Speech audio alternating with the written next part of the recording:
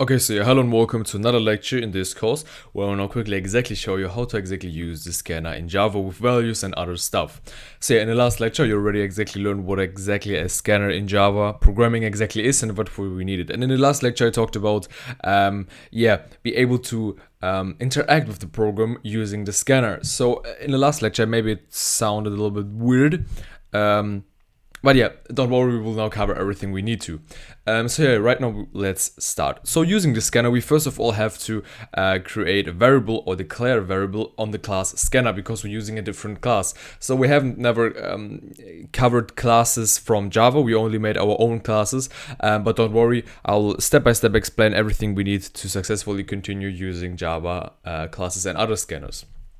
So yeah, as you can see, when I write, for example, scan or scanner or something like this, you can see it already pops up scanner and then in the class java.utilities. So if I write this now out, you can see I can write it out, but we get an error. So we have to import this class because we're using this class, and Java is not able to know this is this from this class. It thinks that is something from our class. So to think all those values and get all those methods that are successfully available in this class, we have to import this class so Java exactly knows we're using this class and not, for example, another created class or something like this. So please be sure to import the scanner and use import java.utility.scanner, or util in this case, but it's called utility. And then we can give it a name, so declare the variable. You already know this, you already learned how to do this in the variable section. So you just give it a name, you can call it scan, you can call it scanner, you can call it value finder, you can literally call it whatever you want, but in this case I will just call it scanner because this is the most common name you'd use for this, and as you already explained in the variable rules section. So naming rules, you always should give your variable a name where we're able to be able to know what this variable represents, so either a string, a word, a melon word, a scanner, and other class, and so on. So yeah, and now we're setting it equal to new scanner. So we're creating an object right here. So what all this means, you will learn in the object-oriented programming, but just follow what I'm doing. You don't really have to understand this whole line right now, but it's just a normal variable, but with a different value initialization, as you can see, because we never covered new scanner, but this is just getting the class as a variable in this case. Okay, and in here we put system and .in. So as you can see, it returns an input stream. So we're putting something in it streams it back. Basically, this is how I can explain it easily.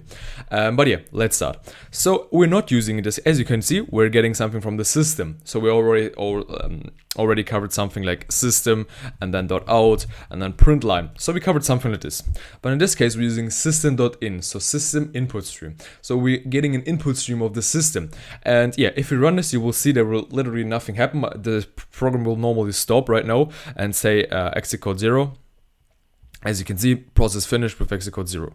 But how do we now continue using the scanner and using values in our console and interact with our program? So how do we do this exactly? So what we can do is, we can just write, for example, system, in this case, system, out, print line.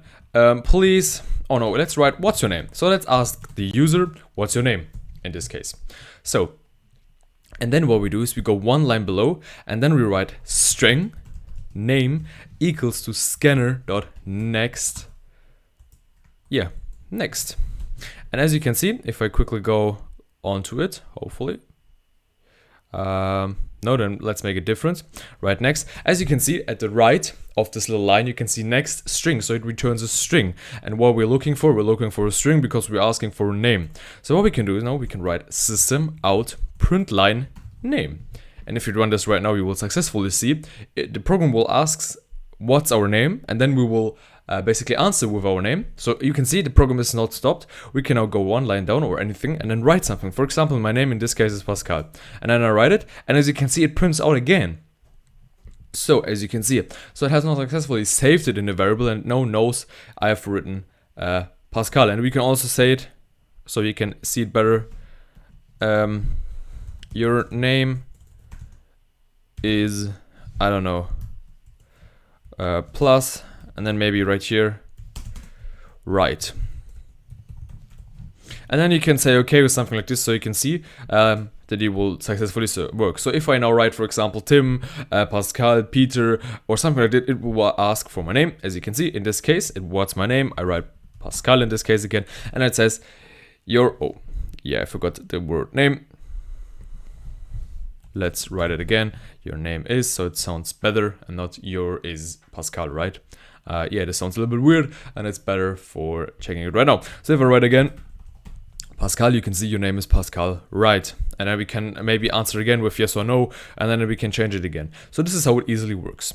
But let's remove it again and then just write our name right there. So it's easily to understand for everyone. So yeah, let's now begin with the next one. So we can ask system, and then in this case out, and then print line. Let's ask for what's your age in this case. Anything like this.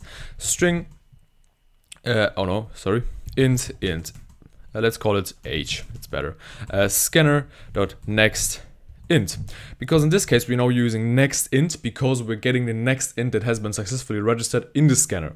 So yeah, because we're no longer using a string, in this case, we're using next int. So the next available int that has been successfully printed out or written into the console we currently have. So then we can write system, and in this case out, print line, and in here we can at the end semicolons, and right here we write age. So now it will write us for the name, and then after that it will ask for our age, and then it will print out our age. So in this case, what's your name? Pascal, as you can see, and now it asks me what's your age. In this case, I can, for example, write 25. You can see it works. So yeah. Then we can also add other things, like for example, system out print line. Let's do, I don't know, what's your hobby? Something like this. So you can literally write anything, as you can see. Then we can go again, string hobby equals scanner.next, and then we can write system out print line. And then let's write, for example, my hobby. Yeah, we just print out hobby.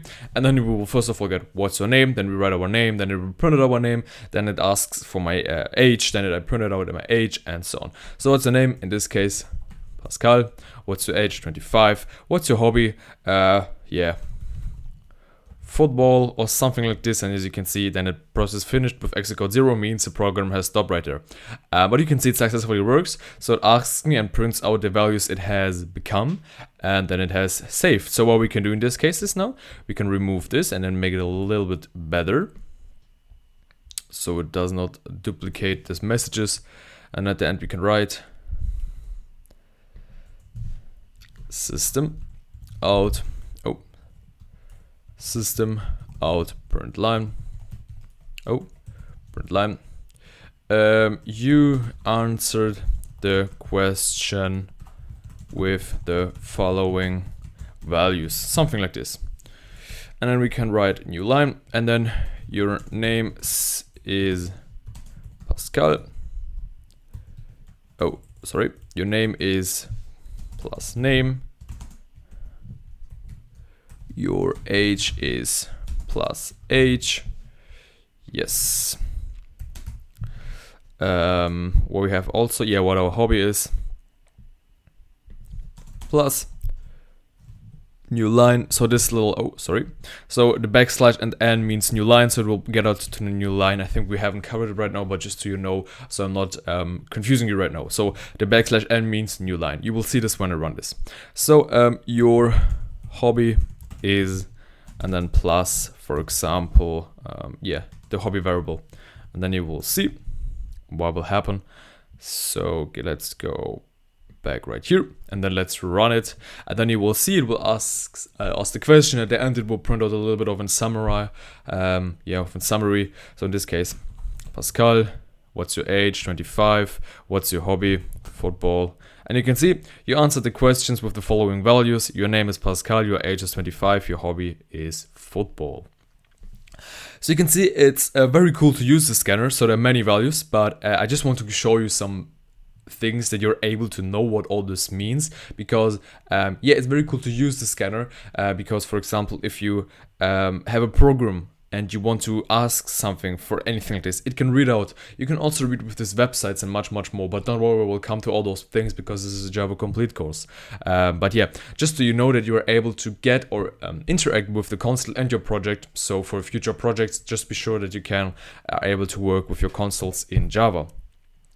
Okay, so yeah, hopefully this little lecture helped you a little bit more for understanding how to exactly use the scanner in Java programming, and I will see you in the next lecture where we'll continue working on how to exactly learn programming with Java. So yeah, see you in the next lecture. Bye.